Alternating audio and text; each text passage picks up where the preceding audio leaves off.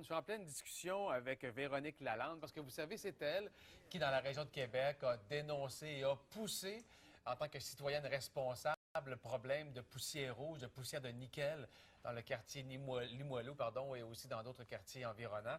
Alors, au début, c'était une simple anecdote environnementale. C'est devenu presque un scandale environnemental. Alors, elle est avec nous ce matin, Véronique Lalande. On a envie de lui parler à cette citoyenne responsable-là qui a mis au jour toute cette histoire. Bonjour, ça va bien? Bonjour, oui.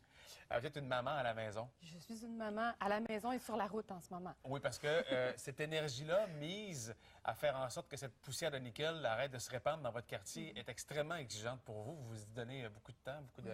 La preuve, vous êtes parti de Québec ce matin pour venir nous rejoindre ici pour nous en parler. Bon, on va situer les gens un peu. Ça se passe comment, ça? Vous remarquez dans votre nouveau quartier qu'il y a de quoi de bizarre sur votre balcon à plusieurs reprises, c'est ça? En fait, on a acheté, nous, dans le quartier Limoilou, un quartier qu'on adore. On a vraiment choisi ce milieu de vie-là. Et à tout le monde qui nous questionnait à savoir, êtes-vous heureux? Puis on disait, oui, on adore notre quartier, on adore notre maison, on a racheté une vieille maison qu'on rénove. Mais on se disait, oups! Ça, c'est Léo qui veut venir en entrevue. Mais on se disait, il y a quelque chose de particulier, il y a vraiment quelque chose qui nous préoccupe, c'est la quantité et surtout la signature. Il y a une poussière constante et c'est clair que cette poussière-là, elle est métallique. Il y a vraiment quelque chose de particulier. Et on a cherché pendant à peu près 2 heures savoir d'où ça pouvait venir.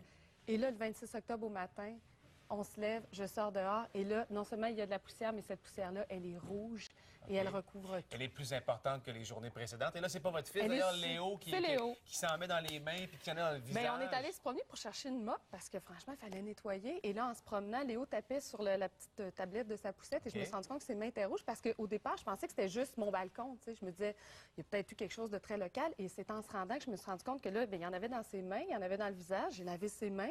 Et là, en me penchant, je me suis rendu compte que dans le fond, c'était la rue. C'était mes souliers, c'était le trottoir, c'était tout le monde, et c'était mon quartier. Et là, je suis revenue, j'ai pris le bottin, j'ai dit ça suffit. Vous êtes appelé où? J'ai appelé d'abord le service d'environnement de la Ville de Québec. OK, on vous a dit quoi? On m'a dit on dépêche quelqu'un. Dès qu'ils sont arrivés, ils ont dit oh mon Dieu. Et là, ils ont appelé urgence environnementale du ministère. Et les deux. En fait, notre colère, elle est venue du mix des deux, du fait qu'on venait de recevoir ça chez nous et du fait que les deux acteurs, ministère de l'Environnement et la Ville, me disaient « Mais ça, madame, c'est le port de Québec et on ne pourra rien faire. » Parce que c'est fédéral, C'est une juridiction on ne peut fédérale, pas on n'a intervenir pas là-dedans. accès. OK, mais là, c'est une anecdote qui ne veut pas rester là. Vous voulez Ben que ça aille non. plus loin. On ne peut Ben pas oui. laisser cette poussière rouge-là Ben oui. s'étendre partout dans le quartier, dans la Ville de C'était Québec. pas clair non plus. On se disait, ben, ils disaient, écoutez, on prend des échantillons, on va voir ce qu'il y en a, mais c'était pas clair.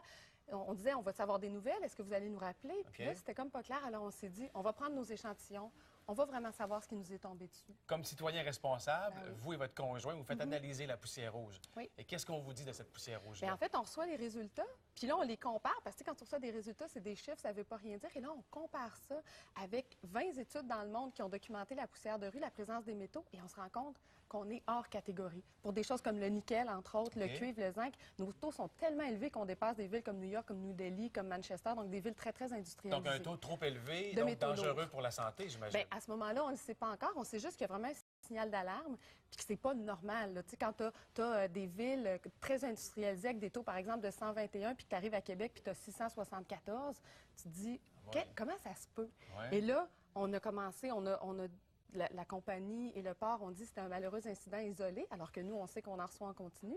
Fait qu'on s'est dit, on va le documenter, on va voir si c'est vraiment un incident isolé dans le temps et dans l'espace. Donc, on a pris plus d'échantillons à plusieurs endroits, en allant jusqu'à de la baie de Beauport jusqu'à Saint-Jean-Baptiste, puis aussi dans le temps, pour se rendre compte que non, les taux sont toujours très, très, très élevés.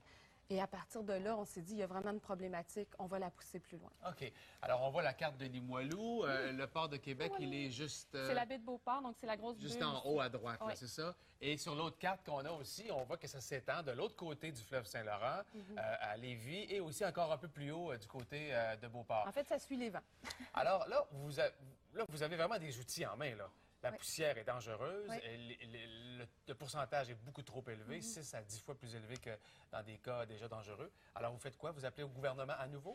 Bien, en fait, à partir de ce moment-là, oui, on a commencé à mettre de la pression et sur le ministère et sur la santé publique en disant il y a vraiment une problématique. Ouais. S'il vous plaît, prenez-en acte et faites votre travail. Puis ça restait quand même, il y avait à cette époque-là encore un petit peu une question de crédibilité à savoir, oui, mais peut-être que c'est dans la poussière de rue, peut-être, tu sais, d'où ça vient. Ouais. Les gens disaient, c'est peut-être pas juste le port, il y a peut-être autre chose, alors que nous, on savait, on était presque sûrs que ça venait de Mais ça là. prenait des preuves Ça concrètes. prenait des preuves. Et cette preuve-là, en fait, on a fait sortir l'ensemble. On a demandé, on a fait une demande d'accès à l'information. On a fait sortir la base de données du ministère. On a OK. dit le ministère collecte des données sur la qualité de l'air depuis déjà plusieurs années. On a fait, c'était pas un beau rapport propre, là, c'était des dizaines de milliers de petites cases avec des chiffres. OK. Et là, mon conjoint s'est attaqué à ça. On les a analysés pour arriver à des conclusions qui n'avaient aucun sens. C'est-à-dire que dans l'air qu'on respire, dans l'air ambiant de la région de Québec, il y a des taux de nickel qui sont à peu près 55 fois ce qu'on va retrouver dans la moyenne des villes canadiennes, avec des pics à 1670 nanogrammes par mètre OK. cube qui sont absolument impensables. Alors là, on a promis un comité citoyen pour surveiller les activités au port de Québec, c'est ça? Oui. On a promis même un 12 millions de dollars pour tenter d'enrayer ce problème-là. Est-ce que c'est suffisant? Bien, en fait, comme on l'a dit plein de fois, ce sont toutes des bonnes actions, mais pour le moment, c'est encore un peu au niveau du concept. Et nous, on l'a dit, comme citoyens, le jour où je vais sortir, puis je vais pouvoir prendre ma poussette sans la nettoyer au complet, je vais savoir que le problème est réglé. Puis pour la compagnie qui investit beaucoup d'argent, en fait, elle investit, mais elle ne reconnaît toujours pas la juridiction du ministère. Elle nie, en fait, encore que la problématique vient de chez elle. Donc, elle n'a pas encore reconnu. Elle a dit non, non, non, il y aurait plein d'autres sources, alors que maintenant, le ministère, tout ça a été vraiment prouvé par des preuves scientifiques. Le minerai qu'on retrouve à Québec, il est minier et il provient des opérations au port de Donc, dans le Québec. transbordement. Exactement. Vous êtes une battante et une militante depuis longtemps. Ça remonte à la jeunesse. Racontez-moi à la garderie ce que vous aviez fait quand vous aviez 4 ans. Mais en fait, c'est drôle parce que quand tu vis ces choses-là, c'est maman qui m'a ramené ça. À 4 ans, moi, j'étais dans les grands à la garderie, j'allais pas à la maternelle. OK. Puis je trouvais que l'organisation des siestes, en tout cas, j'aimais pas ça parce qu'on était obligé de dormir. Puis moi, j'étais plus fatiguée. Je voulais qu'on ait le droit de pouvoir lire un livre ou faire un À la casse-tête. place de dormir. À la place de dormir. Puis aussi, il y avait un surveillant de sieste, 1 sur 3, qui était vraiment méchant. Puis on l'aimait pas. Alors, on avait exigé un petit comité des enfants, tu sais, qu'on soit présent lors de l'embauche du surveillant de sieste. Et ça avait marché? Ça a très bien marché. Puis Mais est-ce c'est que la- peut-être de ça que... Alors, vraiment, vos valeurs de protection du citoyen sont vraiment De là. justice profonde, parce que Ouais. c'est vraiment ça qui... On est rendu à plusieurs, c'est maintenant des centaines de membres dans notre OK. mouvement d'initiative citoyenne. Là, et c'est vraiment une question de justice. Les gens se disent, c'est injuste. Nous, c'est notre milieu de vie, on l'a choisi.